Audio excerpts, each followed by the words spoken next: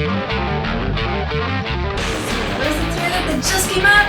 The Rise of Skywalker. And here we comment a little bit more on the trailer and also on the poster. We also have some non-spoilery comments on the leaks of Doom. So stick around. We already commented on the beginning of the trailer, but stick around because here we have our final comments. My name is Denise. I'm here with Lee and Mary, and we are the Lords of the Sith. Going in order, we have the voiceover of Mark Hamill as Luke. And even though he doesn't appear physically in the trailer, which I thought was also an interesting choice, his presence was very much felt throughout because of Mark Hamill's, lines. And this one is one that for me is an instant classic. It's one of those lines that I think will become super quotable going forward. Confronting fear is the destiny of the Jedi. I really like that. And I think that, it's one of those things where you can assume that he's talking to Rey, but he may be talking to Leia during their training back in the day, or he may be talking to Ben. So it's very interesting. I hope he's talking to Ben because I really want closure between the two. Yes. Yeah, well, there's still some unfinished business there, right? Yeah, hopefully there will be. Actually, I think it was a smart idea not to put him in the trailer. And his presence was felt, but very little, because there's so much speculation that the rise of, from some parts, not so much, that the rise of Skywalker actually refers to Luke, or that Luke is gonna resurrect or something.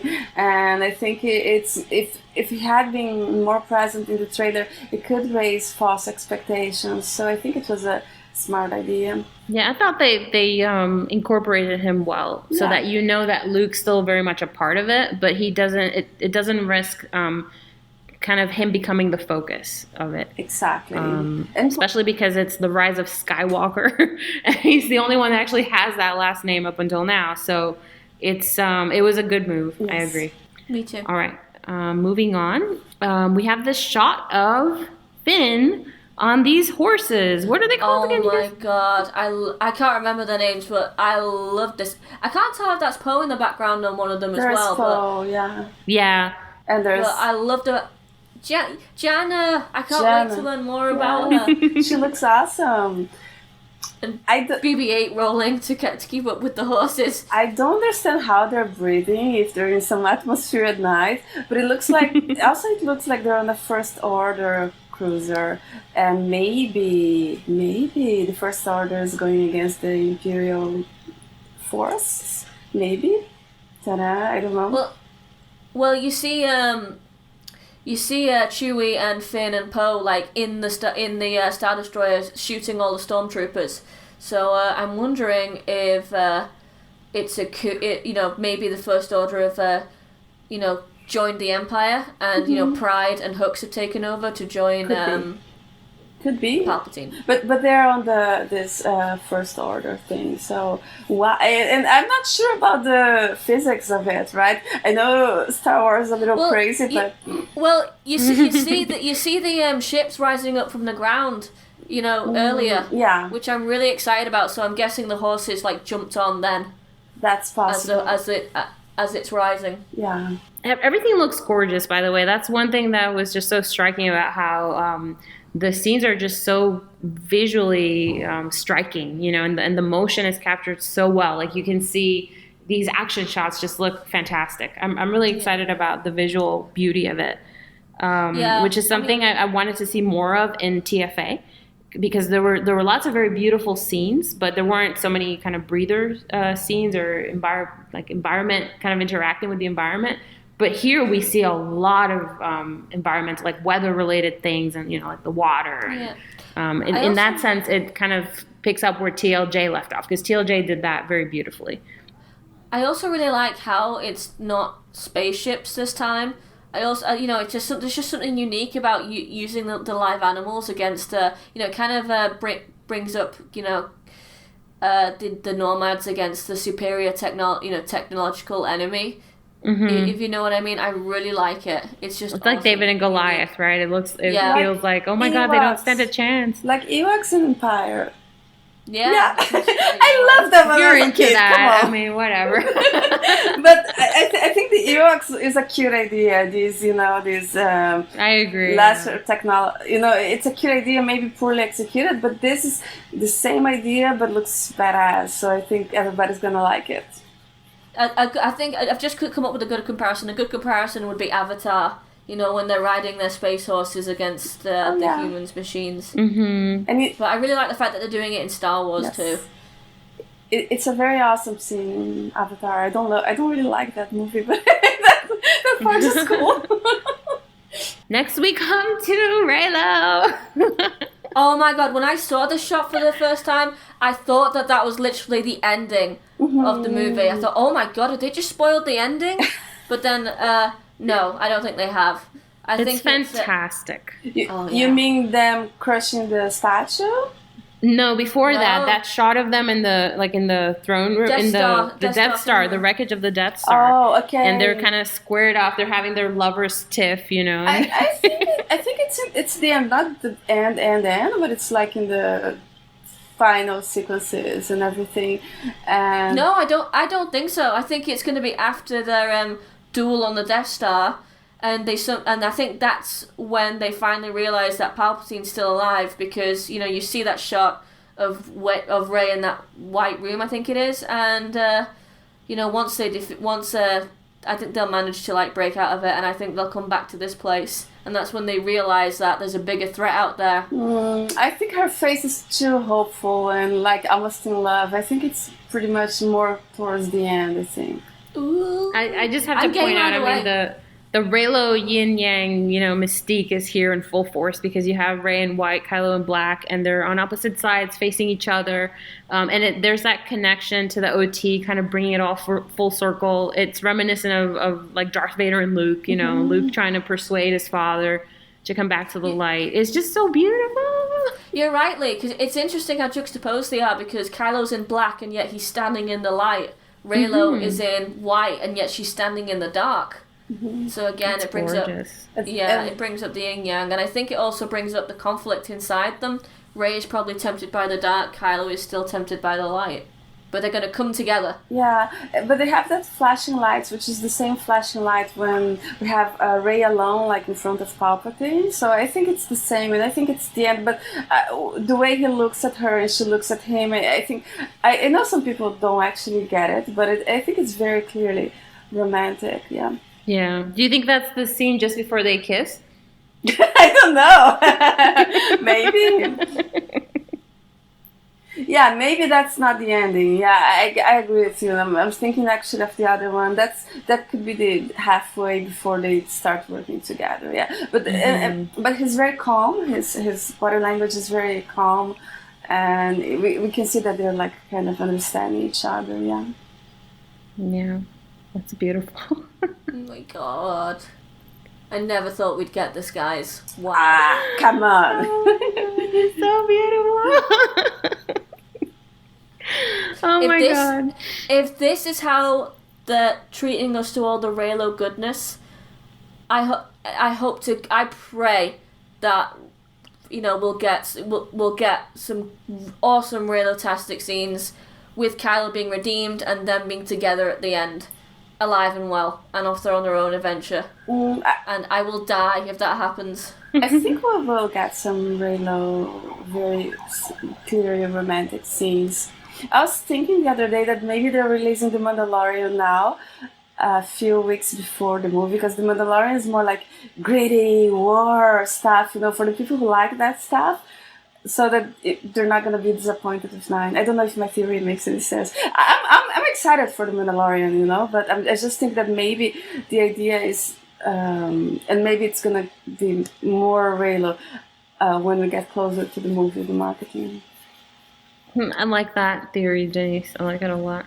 Yeah, because you see all the people who might be upset about romance. Oh my God, romance in a fairy tale space that had romance. It's ridiculous that some people are actually. But anyway, but I was thinking about it. I was actually thinking that some people were actually watching the Clone Wars, which I loved. But the Clone Wars is not. It has some romance, but it is a little bit gritty, a little bit about wars, and maybe have some of that crowd that's a little, what is this romance in Star Wars, which is duh. But the Mandalorian might fulfill this need for something more gritty and stuff. And then I think they're doing it that way, so everybody has kind of their own Star Wars to love. But I'm gonna love. I'm gonna love the Mandalorian. There's a whole bunch of ships and explosions. Yeah, they're the ships. So it's not just all fluff. It's not just like the lovers, having their arguments and looking longingly at each other and pining for each other. It's also, a whole bunch of war and whatever. But I see what you mean, Denise. It definitely, like, the Mandalorian's shaping up to be like the more gritty kind of war, thematic stuff. Yeah. But yeah, so let's move on and talk about the scene with the Darth Vader helmet. I'm really excited about this because I've been talking about the significance of Kylo Ren kind of clinging to that helmet and praying to it. And my sense that could have been imbued with, like dark side forces to try to keep Kylo, tapped into the dark side. And the idea that he thought he was communicating with his grandfather, but maybe it was just something bad in the helmet that wasn't Darth Vader at all. So if that's the case, it's the symbolism of him kind of destroying that mask together with Rey, I think is super cool.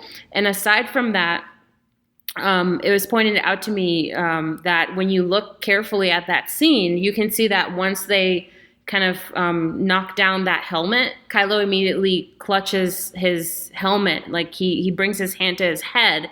And what that could mean is that maybe he's getting some feedback or, getting some vibrations or pain even now that he's destroying the mask. If the mask is like a weird Horcrux for Palpatine, you know what I mean? So that's a super intriguing thought, that the mask is maybe like a dark side object used to keep him tied to the dark side, and now he's able to free himself. But symbolically as well, the idea of him actually breaking that mask, and even while he's wearing his own mask, if you think about it, we've talked about how he's got to use the mask to get into the Kylo Ren persona. And that's why it was so scary when he was able to kill his dad with the mask off. And you think, oh my God, what does this mean? But when you look at what's happening now, it's like the inverse of that. He's now, with the mask on, he's able to do good things. Like he's able to collaborate with Rey to fight off the dark. So I really love that scene. I think it's the more intriguing out of everything else that we saw in the trailer. Any thoughts? Yeah. I'm gonna confess, I actually think they're maybe fighting and she hits it by mistake, okay? That they're not necessarily collaborating, but it doesn't change any of the meaning that you just said. And I also think that in terms of what the trailer is telling us is Rey and Kylo coming together to fight a greater evil, them joining forces, even if it's not the case in the scene. And that's the message, and I think that's what we're gonna have in the movie against Palpatine. So I really love that shot was there. And if they made it look that they're collaborating, I think it's actually really cool. It's not misdirection, but maybe they're collaborating as well. And it's I think that's a really good distinction, Denise. Even if that's not what's happening, that's what it appears to be when you look at the trailer. And the trailer is really messaging about themes. It's not necessarily that everything that's in the trailer will happen exactly that way in the movie. So I think that's a good distinction. But I will add, if you notice, Rey is holding a dagger. And the idea is that that's supposed to be the dagger that is in the Mortis arc. Yes. So, and if I understand correctly, that and this, I have not seen the Clone Wars, in their entirety. But my understanding is that dagger can be used to kill immortal beings. So if you think about, like, this is speculation that's come up online, the idea that if this Darth Vader mask is being animated by Palpatine, then maybe this is Rey and Kylo collaborating to destroy Palpatine.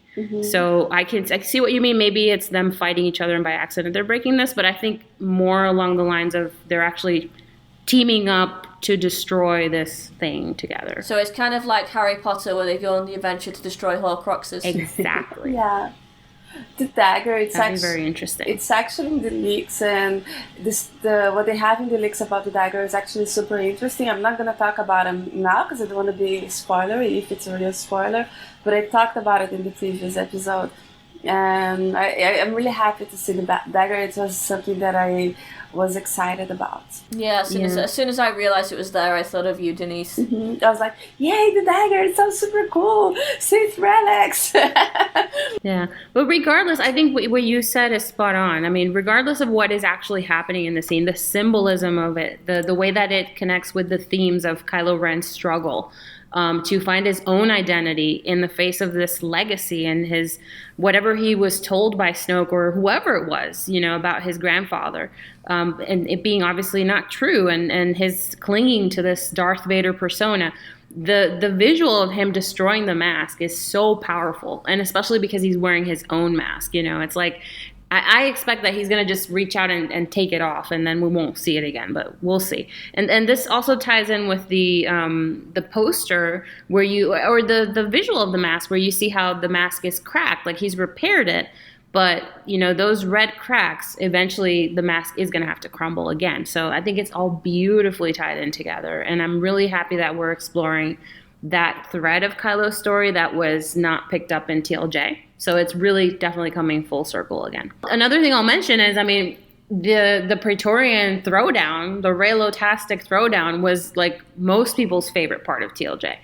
And like not the the hardcore Reylos, but like the average viewer, they really loved that duel or that fight scene. So this actually is reminiscent of that. If it ends up that they're collaborating, it's like kind of redoing the Praetorian throwdown in a different way. I love that. Yeah, but they can go against Palpatine maybe.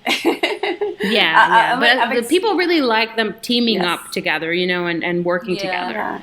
Regardless of what you think of TLJ, I think almost everyone can agree that most people loved that scene in the throne room when they battled the Praetorian guards. Yeah, I heard even though the most rabid haters saying more of that, we want more of that kind of thing.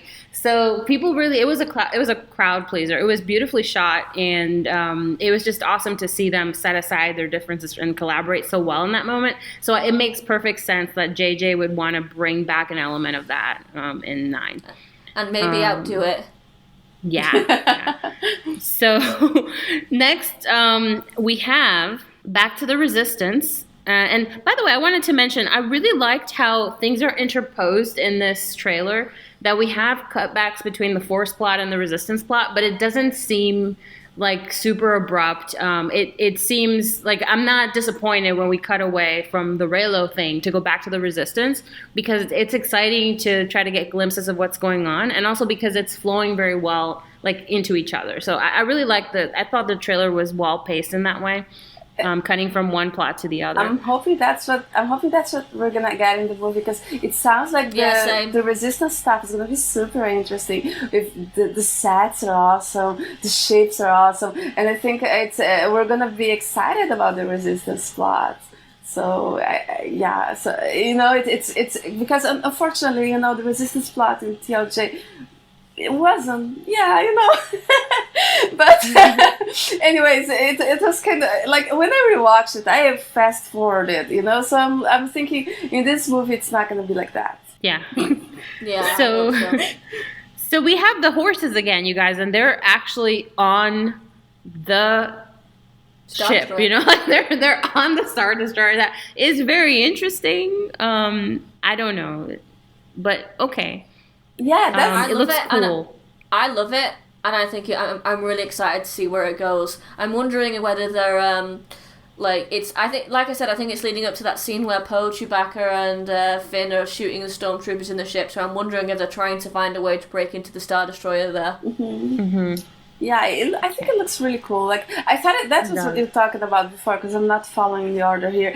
That I'm just wondering how they're breathing, how exactly this is working, but yeah, whatever. We'll see. It looks awesome. It's cool. It doesn't matter. So next we cut back to Rey. Oh my goodness, and she is confronting something. Palpatine. So, and here, she looks, her body language. She looks on guard, So I'm very curious what, what is going on there, what he's telling her. If you're one of those people that wants Rey to have some kind of weird legacy connection to Palpatine, it'd be interesting to know. Yeah. If this is where he's telling her, hey, baby girl, I'm your grandpa. Baby girl. Something like that. I love the camera angle, how she looks so tiny. And like I said before, how his movements look a little robotic. Mm-hmm. It kind of reminds me of, Snoke and Kylo Ren in The Force Awakens when Snoke looked huge and Kylo looked tiny. It's the same thing here. I guess it's kind of like she's going up an obstacle that seems so huge for her to take down. Yeah. What do you think that is behind Palpatine's head? It looks like Denise, you were saying something about him some being mechanical. life support thing, something mechanical. Even though he blew up in Return of the Jedi. Well, he didn't blow up, he just fell through a hole, right? And everybody who's fallen in Star Wars has survived, so yeah, he can survive too. Yeah, actually, as plot devices go, I think this actually makes perfect sense. Nobody saw him be destroyed physically. And even if he had been, I think he can be like a force parasite and kind of latch onto something like the bacteria, they can go into this state until the circumstances improve for them and they can rehydrate. Maybe he did something like that. But I like it. I'm into it.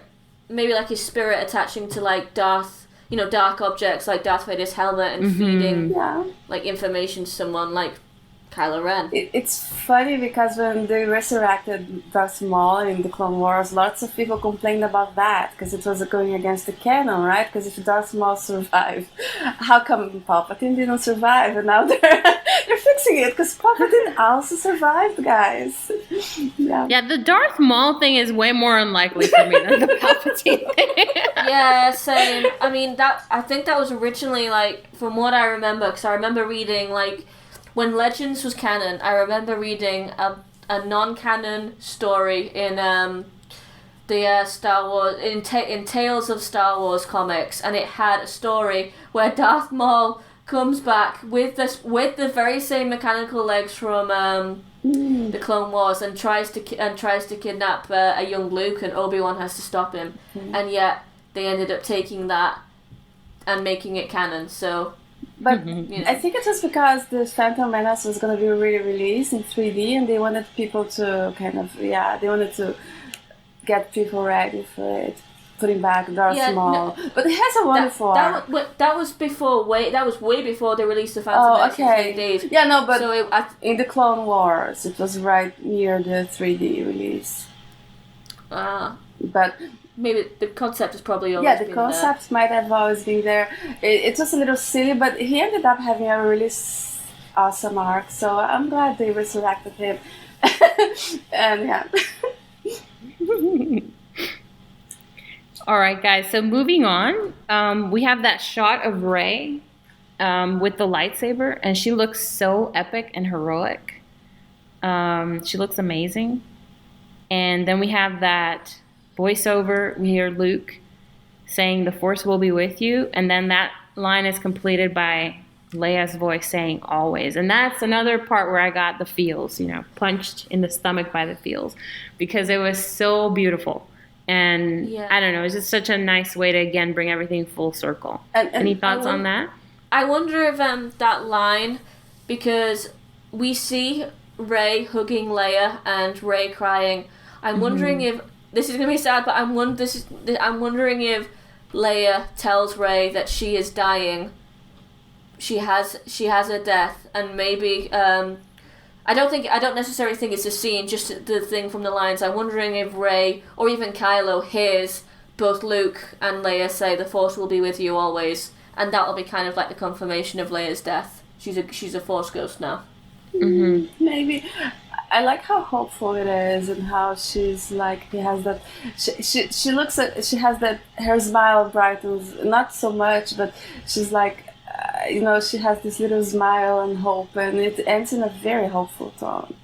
So it's good. Yeah, even the music kind of carries, it uplifts, the letters as they're so the rise of Skywalker. It's so good. Oh my god. Yeah, I love the fact that they aired this trailer on Carrie's birthday as well. Yes. Mm-hmm. Although that was brilliant. Yes, but I was a little anxious for it. Right?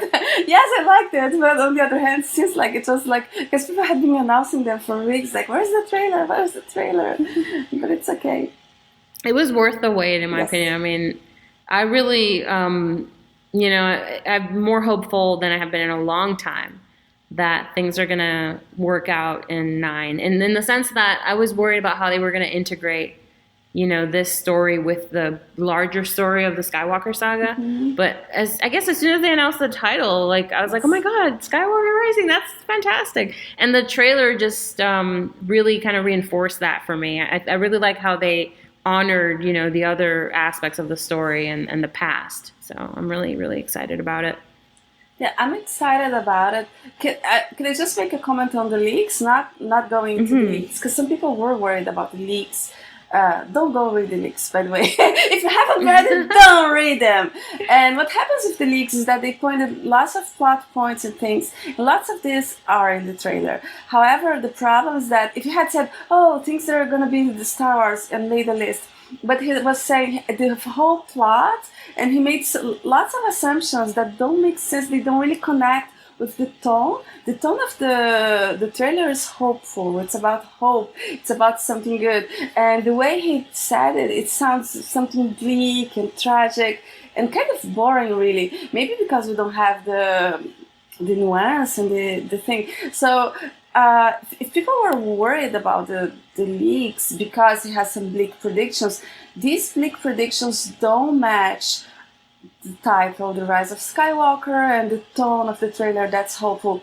So yes, he really did get lots of plot points right, but the interpretation and in terms of character intention, character relationships, he got it all wrong. So we can be pretty sure that in terms of the whole picture interpretation, it's wrong, right? Even though he got a lot of plot points right. So if anybody is listening and is worried, like, oh my God, the leaks are true. Yes, they are in terms of plot points, but not in terms of intention and the ridiculous ending that he thinks the movie is going to have. So that's what I have to say about him.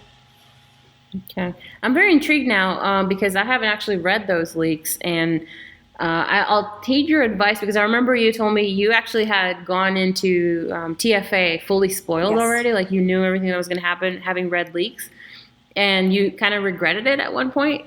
So I'm going to just not read the leaks. I'm just going to go. Just don't. Like me, I was watching the trailer, instead of enjoying the trailer, I was like, oh, this matches the leaks, this matches. And for a moment, for a brief second, I was worried because it's stupid, right? So the leaker has some very bleak decisions. It sounds like there will be no Reylo at all. That's why we're saying that it was a bunch of nonsense, because it makes no sense that it wouldn't be addressed. And by the way, so there's even an interview with Daisy that she says that it will be addressed, right? So it doesn't make sense, but in terms of course they get plot points correctly and some images correct. It's just that they want to interpret it and it doesn't make sense. And also now he's saying that there were reshoots, but the reshoots will be so major that it would be impossible. He said, oh no, the first leak was wrong because now they reshot everything, which is impossible because Adam Driver is busy and they wouldn't have reshot that much. So there is a little bit of lying in the middle there. So yeah, there are lots of things that they're getting correctly, but the whole picture and the intentions and the interpretation, it's pretty wrong. Okay, guys, so something else we wanted to talk about is the poster that was released after the trailer. And which Lee has just seen before we started recording this episode. I just saw it, and I was gushing because it's so Reylo-tastic. Not just that, I mean, aside from the fact that, you know, you love to see Rey and Kylo together, and you love to see their lightsabers aligned and stuff, and looking in the same direction, it really also reminded me of the trailer, of the poster in TFA. And I love anything that harkens back, you know, and brings back themes and connects things, especially in this installment. We want to see everything come together, come full circle, and I thought that was very effective. I also really like that they included the mini Kylo and Rey, you know, facing off at the corner there, the bottom right corner. It's really cute. and it's Reylo, 100%. What about you guys? Any thoughts? I love how his own lightsaber crosses his mask, which I think for me means that he's going to get rid of it. I love how in the back the villain is Kylo, but it's Kylo in the mask, his Kylo persona, and he has his own lightsaber, he has Rey, and he has the Millennium Falcon, almost like his family is going to help him get rid of that Kylo Ren thing, so I like it. Yeah, it's Ben Solo coming back. We had done some episodes when we were under Star Wars Connection. We're analyzing some posters. And one thing that's true generally is that in Star Wars, the biggest head is the villain in the poster, right? But what I love about it here is that the helmet is cracked, and it's obvious that it's going to break. So it's really nice. It's just visually a very effective way of conveying Kylo's conflict too.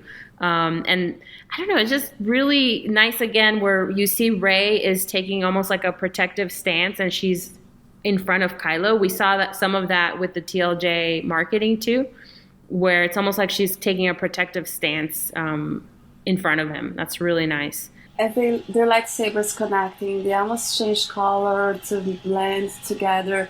I think it's meaningful. Although I prefer the Force Awakens with the light in their hearts, but in terms of real static stuff. But this is beautiful too. I agree. I love the placement of the Millennium Falcon there. It's really, really nice. Yeah, it's gonna crash through that helmet, and I think Ben Solo is coming back. I think that was a good reason why to bring the helmet back, because you couldn't put Kylo's face there as the big villain, because he's not. Oh, and by the way, that's something else in the trailer. He was not the villain in one single shot, right? So. Yeah, and everywhere he was, Rey was there. Yeah, so it's very clear that it's not evil Kylo who's gonna get redemption at the last minute. No, it's something, it's something more complex than that. Yeah. And to add on to what you were saying earlier, Denise, about how it's like his family is bringing him back, the placement of the Millennium Falcon, it's like it's taking up half of his face. It's just a reminder that, behind the mask is Ben Solo. So it's like it's kind of revealing, him under the mask. It's fantastic. Yes. I really like it. Anything else to say about the poster, you guys? I'm good. Okay. Yeah, I was just gonna say that it kind of mirrors a little bit The Force Awakens. I saw somebody doing an edit, putting the three posters together, and it looks really good. They go really well together. And I also saw somebody having a theory that this is one of three posters for Episode 9 because it's missing, for example, Leia and stuff. And oh, by the way, I'm missing Leia in the poster, but yeah, so that's it. I'm glad Rose is in the poster, like after all the things of her being replaced with Claude. Yeah, and, like the hashtag. Like seriously, I mean, why do they put Claude and not Rose? I mean, no, it's not like we want Rose front and center in the poster, right? If they say, oh, people didn't like her, okay, fair enough. But I mean, and she looks really cute in the trailer too. Yeah, I liked seeing her in the trailer. Yeah, and Zori looks badass. Oh yes, I can't wait for her. That's all I'll say. Yeah, she looks awesome. Anything else you guys to say about the trailer or no? I think that's pretty much it. We've talked a lot. I'm good. Yeah. So overall, you guys are pleased, hopeful. Oh yes. Happy. Yes. Yeah. Very good. Yes, I am too. Sorry, Denise. It's gonna be a beautiful movie again. So we're gonna have a treat at the movies. I agree. I think that's one of the things that we can count on. Even if all these scenes, there's always some scenes that never make it into the actual movie or some voiceovers that never make it into the movie. But it doesn't matter. I think the themes that are being conveyed, they learned their lesson with their previous marketing. So I think the themes are definitely aligned with what we were expecting and what makes sense in the story. And more importantly, even if it's not exactly going to play out the way they're showing us, the movie looks fantastic visually. It just looks gorgeous. The music is gorgeous, and the sense of like they're honoring the past and moving forward, and the characters are reaching their point of development. I forgot to mention this earlier, and sorry to kind of stick it in now, but with Finn, I really liked what he said about the Force, and it made me wonder if they're trying to say that Finn is Force sensitive or something, but, it would be kind of 11th hour to add it in. But regardless, I really like that Finn gets to make kind of a speech, I always felt like Finn needed to step into that leadership role a little bit more boldly. And I think for me, that line that he got is an indicator that that's where he's headed. So each character is going to reach their point of development that we were hoping to see.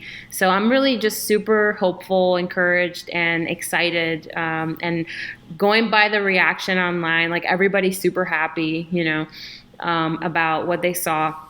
And people are buying tickets like they're, going out of style.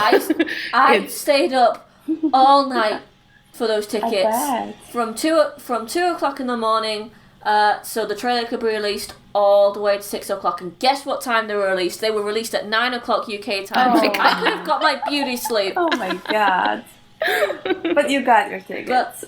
But I got my tickets, midnight screening for me and my 2 Reylo friends. So we're all very happy. That's fantastic. And I've never been to a midnight screening, so it's going to be really interesting. Yeah, that's great. I'm really excited for you, Mary. And you're going to be the first one out of us 3 to get to watch the movie, and then Denise is going to watch it with some Reylos, and then I'll get to watch it. Me and my friends have said if Reylo becomes canon, we are going to put pictures of us drinking champagne and dancing on Instagram. It's going to be great. So prepare the pictures, because it's going to be canon one way or another. It's already canon. I mean, come on. It is, it is already canon. It's just how. It's not about if, it's about how it's going to happen. Yeah. I'm just ready to party and celebrate. And I am looking forward to the reactions of people on both sides of the debate, because a lot of people are in denial. It's going to be interesting. Cognitive dissonance, right? I was reading on that. It makes a lot of sense that you kind of, when something doesn't make sense according to your beliefs, you kind of try to justify it and kind of twist it, and but it was a little bit, it was TFA's marketing's fault, right? Because they prepared people for a different movie, and they didn't realize that when people believe one thing, they're gonna stick to their beliefs no matter what they see. It's quite interesting. Well, I think they're doing a really good job of confronting that very gently, because you don't want to strip people of their defense. Exactly. But you want to kind of give them a little reality check, and I think this trailer and the posters have done a great job of that. And about time too. Okay, you guys, anything else to add before we go? I think that's it. Okay, well, I want to say I'm really glad to be back, recording again. It's been a while since I've been part of an episode with you guys, and it's so fun to be able to talk about it, and I'm really looking forward to kind of gushing about it after we see the movie. But it's just really exciting to be back. And do you have some news do we want to share with us on why? I do. You have been missing, Lee? So the reason I've been missing is because I've had some stuff going on in RL. So aside from the fact that I moved, I also am planning my wedding. I'm getting married in November, and I'm so excited about it. And we're actually going to have a Reylo cake topper. That's awesome. I found it on Etsy, and I'm so excited about it. I'm, of course, going to post a picture of that cake with Kylo and Rey on top. And we're also going to have our tables for the reception are all named after Star Wars characters. Rather than numbers, we're going to have Star Wars character names. So it's going to be, a nice kind of elegant wedding, but it's going to be super nerdy and Reylo-tastic. And I'm just super happy to be marrying the love of my life and actually getting to incorporate Reylo into that. That's so amazing. But yeah, that's why I've been missing in action, but I'm back. Because now, it's the major planning is already done. All our vendors are contracted, and it's just a matter of kind of getting to the day and I'm just counting the hours. But I'll be back more often now. I'll be back on track. Yay! Congratulations. Wish you much happiness. Congratulations. Thank you, guys. All right. Well, thank you so much for joining us today. We hope that you enjoyed the episode. And as always, we're going to post a link to our SoundCloud, and you can listen to this episode on iTunes. And we're going to share some links of resources where you can find more information about what we talked about. And we hope to hear what you have to say about the trailer. Did you love it? What you loved about it the most? Any thoughts? Any other kind of Easter eggs that we missed mentioning? Share your comments below. Until next time, may the Force serve you well.